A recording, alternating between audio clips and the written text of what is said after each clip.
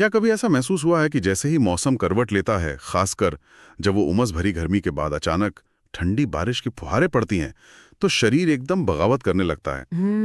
कहीं जुकाम, कहीं जोड़ों में अकड़न या त्वचा पर अचानक कुछ अजीब सा उभर आना। बिल्कुल। और अगर हाँ, तो आज की हमारी बातचीत सीधे इसी एहसास से जुड़ी हुई है। हमारे सामने आज एक स्रोत है जो एक पुराने होम्योपैथिक उपचार डल्का मारा की गहराई से छानबीन करता है। जी, इसका एक और नाम बिटर स्वीट भी है, जो एक पौधे से आता है। और आज की इस पड़ताल का मिशन एकदम साफ है। हम ये समझने की कोशिश करेंगे कि ये ऐतिहासिक दस्तावेज डल्का मारा के बारे में क्या तस्वीर पेश करता है, मतलब ये किन लोगों के लिए है, किन हालातों में इसका जिक्र आता है, और वो कौन सी खास बातें हैं जो इस पूरे नजरिए को इतना दिलचस्प बनाती हैं। बिल्कुल। तो ठीक है, चलिए इस गुत्थी को सुलझाना शुरू करते हैं। जरूर। और इस गुत्थी की पहली परत किसी बीमारी के नाम से नहीं, बल्कि एक खास तरह के इंसान के मिजाज से शुरू होती है। हाँ, ये बात मुझे बहुत दिलचस्प लगी। स्रोत किसी लक्षण से पहले व्यक्ति की बनावट पर ध्यान देता है। इसमें कुछ पुराने शब्द इस्तेमाल हुए हैं, फ्लेग्मेटिक स्क्रूफुलस कॉन्स्टिट्यूशंस। साथ में ये भी कहा गया है कि ऐसे लोग बेचैन और चिड़चिड़े होते हैं। अब फ्लेग्मेटिक का मतलब तो आमतौर पर शांत या थोड़ा सुस्त स्वभाव वाला होता है ना। जी। लेकिन फिर बेचैन और चिड़चिड़ा, ये तो एक विरोधाभास लगता है। आपने बिल्कुल सही नस पकड़ी है। अच्छा। ये विरोधाभास ही इसकी कुंजी है। ये पुराने शब्द एक खास शारीरिक और मानसिक झुकाव की तरफ इशारा करते हैं। फ्लेग्मेटिक उस व्यक्ति की मूल प्रकृति हो सकती है, मतलब जो शायद धीरे धीरे प्रतिक्रिया करता हो, जिसके शरीर में तरल पदार्थ या बलगम बनने की प्रवृत्ति ज्यादा हो। ठीक है। और स्क्रूफुलस उस दौर की भाषा में एक ऐसी शारीरिक बनावट को कहते थे जिसमें ग्रंथियों में सूजन, खासकर गर्दन में होने की एक टेंडेंसी होती थी। अच्छा। लेकिन स्रोत कहता है कि जब ये व्यक्ति बीमार पड़ता है तो उसकी वो बाहरी शांति भंग हो जाती है और वो अंदर से बेचैन और चिड़चिड़ा हो जाता है। ओहो, तो ये एक शांत सतह के नीचे की बेचैनी की कहानी है। बिल्कुल। ये बीमार व्यक्ति का एक पूरा मनोवैज्ञानिक और शारीरिक प्रोफाइल है। ये सिर्फ लक्षणों की एक लिस्ट नहीं है। मतलब स्रोत बीमारी को नहीं, बीमार को देख रहा है। एग्जैक्टली। ये एक समग्र दृष्टिकोण है जो कहता है कि बीमारी शरीर में कहीं बाहर से नहीं आती, बल्कि व्यक्ति की अपनी बनावट और उसकी कमजोरी से ही पैदा होती है। तो अब हमारे पास उस इंसान की एक तस्वीर तो है, लेकिन वो कौन सी चीज है जो इस शांत व्यक्ति को बीमार और बेचैन बना देती है? और यहाँ आकर ये दस्तावेज एक ही चीज पर बार बार उंगली रखता है, ठंड और नमी। हाँ, और ये सिर्फ एक कारण नहीं है, ये इस पूरी कहानी का आप कह सकती हैं मुख्य विलन है। लगभग हर लक्षण इसी एक ट्रिगर से जुड़ा है। लेकिन क्या ये सिर्फ एक ट्रिगर है? नहीं, इसे सिर्फ एक ट्रिगर की तरह देखना शायद पूरी बात नहीं है। स्रोत असल में एक डोमिनो इफेक्ट की बात कर रहा है। डोमिनो इफेक्ट, ये दिलचस्प है, इसे थोड़ा और समझाइए। सोचिए, ठंड और नमी पहला डोमिनो है। जैसे ही ये शरीर पर असर डालता है, ये शरीर की गर्मी और ऊर्जा को नियंत्रित करने की जो क्षमता है उसको धक्का देता है। अच्छा। और उसके गिरते ही त्वचा, पाचन तंत्र, श्वास प्रणाली और यहाँ तक कि विचार प्रक्रिया जैसे बाकी डोमिनो भी एक एक करके गिरने लगते हैं। वाह। तो ये स्रोत अलग अलग बीमारियों की बात नहीं कर रहा, ये एक सिस्टम के फेल होने की कहानी बता रहा है, जिसकी शुरुआत हमेशा एक ही जगह से होती है। ये नजरिया तो सब कुछ बदल देता है। अब वो सारे उदाहरण जो मुझे अलग अलग लग रहे थे, एक ही धागे में पिरोए हुए नजर आ रहे हैं। जैसे कि वो बहुत ही खास उदाहरण, ठंडे नम बेसमेंट या दूध की डेयरी में काम करने वाले लोग। ये एक बेहतरीन उदाहरण है, और ये हमें ये भी सोचने पर मजबूर करता है कि क्या लेखक सिर्फ शाब्दिक अर्थ में बात कर रहा है, या दूध की डेयरी एक प्रतीक है। प्रतीक किस चीज का? एक ऐसी जगह का प्रतीक जो स्थायी रूप से ठंडी, नम और जैविक रूप से सक्रिय है। यह उस वातावरण की तस्वीर खींचता है जो इस खास बनावट वाले व्यक्ति के सिस्टम को लगातार चुनौती देता रहता है। और ये डोमिनो इफेक्ट सिर्फ त्वचा या जोड़ों के दर्द तक ही सीमित नहीं है। एक जगह जिक्र है कि पसीने का ठंड से दब जाना वो समस्याओं का एक बड़ा कारण है। क्या ये भी उसी सिस्टम फेलियर का हिस्सा है? ये उस सिस्टम फेलियर का एक बहुत ही महत्वपूर्ण हिस्सा है। देखिए, इस दर्शन के अनुसार शरीर त्वचा के दाने या पसीने के जरिए अंदर की किसी गड़बड़ी को बाहर फेंकने की कोशिश कर रहा है। अच्छा, ये शरीर का अपना सुरक्षा तंत्र है। बिल्कुल। लेकिन जब ठंडी हवा या नमी उस रास्ते को, उस निकास को जबरदस्ती बंद कर देती है, तो वो गड़बड़ी अंदर ही एक नया, ज्यादा खतरनाक रास्ता खोज लेती है। इसे ही दमन या सप्रेशन का विचार कहते हैं। समझ गया।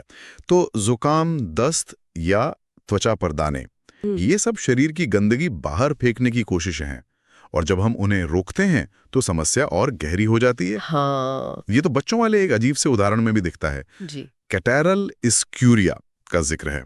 ये क्या है? अगर हम शब्द को तोड़ें तो कैटारल का मतलब है श्लेष्मा झिल्ली यानी म्यूकस मेम्ब्रेन्स की सूजन से जुड़ा हुआ, जहां बहुत ज्यादा बलगम या तरल बनता है। ठीक है, और इस्क्यूरिया का मतलब है पेशाब करने में कठिनाई या रुकावट। तो मतलब तो स्रोत कह रहा है कि जब बच्चे ठंडे पानी में नंगे पैर चलते हैं तो ठंड का असर उनकी मूत्र प्रणाली की श्लेष्मा झिल्ली पर होता है, जिससे दूधिया रंग का पेशाब आता है और पेशाब में रुकावट होती है। तो ये फिर से वही डोमिनो इफेक्ट है। जी पहला डोमिनो यानी ठंडे पैर गिरा, और उसने आखिरी डोमिनो यानी मूत्र प्रणाली को गिरा दिया। बिल्कुल सही। ठीक है, अब त्वचा से जुड़ी समस्याओं पर आते हैं, क्योंकि यहाँ पर जो विवरण है वो बहुत ही अनोखे हैं। जी पित्ती या अर्टिकेरिया का जिक्र है, जो पूरे शरीर पर होती हैं। लेकिन सबसे अजीब बात क्या? ये कि ये गर्मी में बढ़ जाती है और ठंड में बेहतर महसूस होती है। ये कैसे हो सकता है? आमतौर पर त्वचा की जलन या खुजली तो ठंड में बढ़नी चाहिए। ये एक क्लासिक उदाहरण है जिसे होम्योपैथिक ग्रंथों में अजीब, दुर्लभ और अनोखा लक्षण कहा जाता है। अच्छा, strange, rare and peculiar symptom. जी, ये वो लक्षण हैं जो सामान्य तर्क के खिलाफ जाते हैं और इसीलिए इस प्रणाली में इन्हें बहुत ज्यादा महत्व दिया जाता है। तो ये क्या दिखाता है?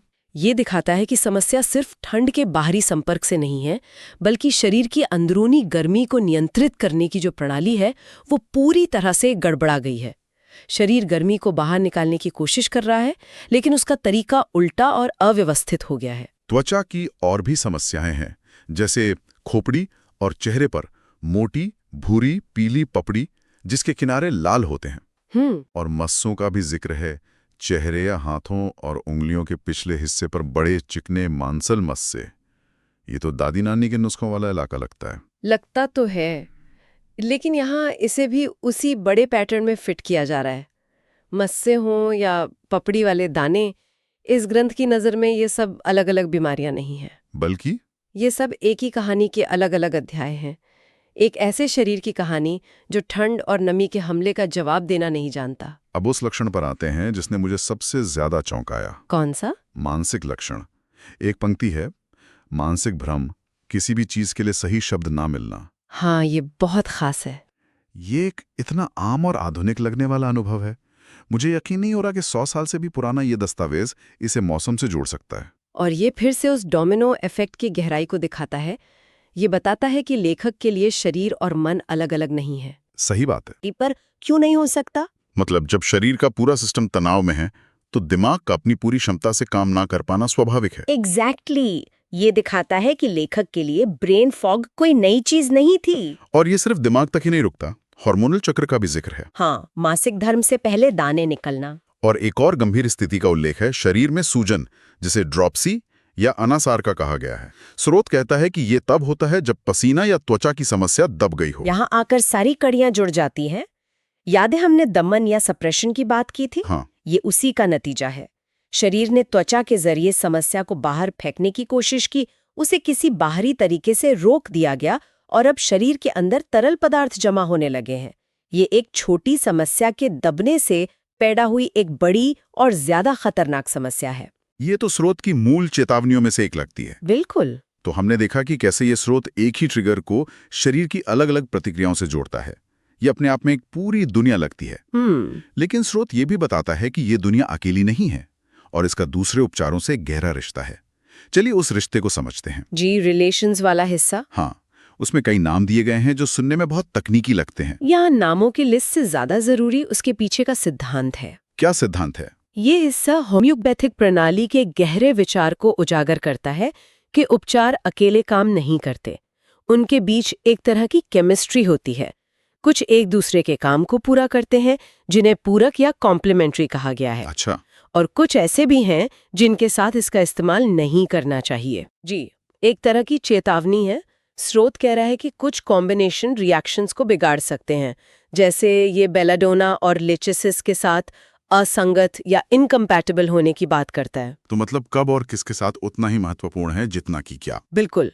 ये सिर्फ सही दवा देना नहीं है, बल्कि उसे सही समय और सही क्रम में देना है। और इसी हिस्से में एक बहुत ही महत्वपूर्ण ऐतिहासिक सुराग छिपा है है ना? हाँ। आप पारे यानी मर्क्यूरी वाले जिक्र की बात कर रहे हैं। जी। स्रोत साफ कहता है कि ये पारे के बुरे प्रभावों या दुरुपयोग के लिए उपयोगी है। ये एक ऐतिहासिक रूप से बहुत महत्वपूर्ण बिंदु है। कैसे?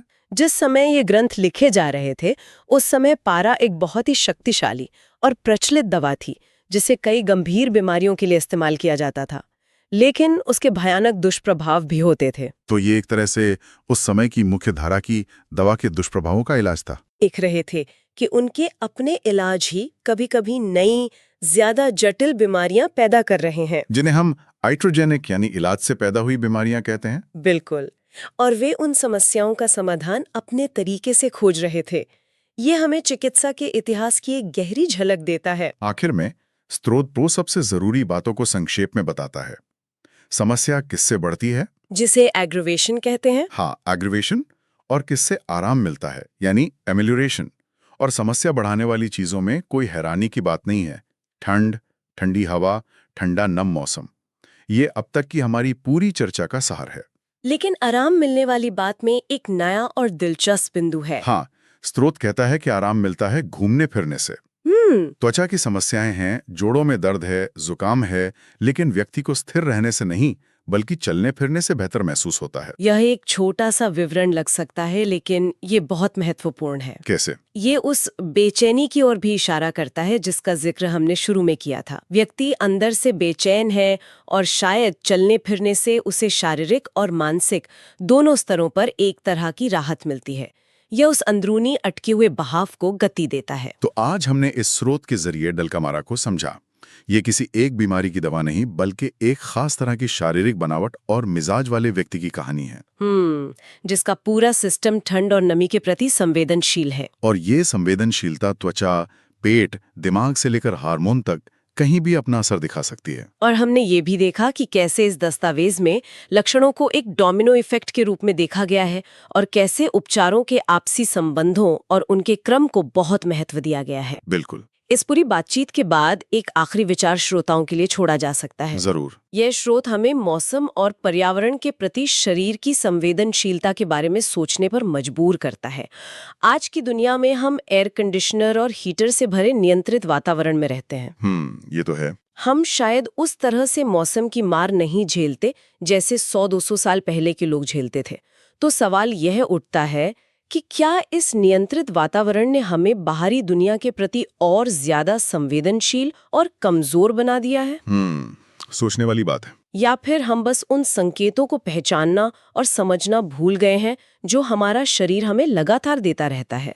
ये सिर्फ एक पुराने पौधे की कहानी नहीं है, ये हमारे और हमारे पर्यावरण के बदलते रिश्ते पर भी एक सवाल है।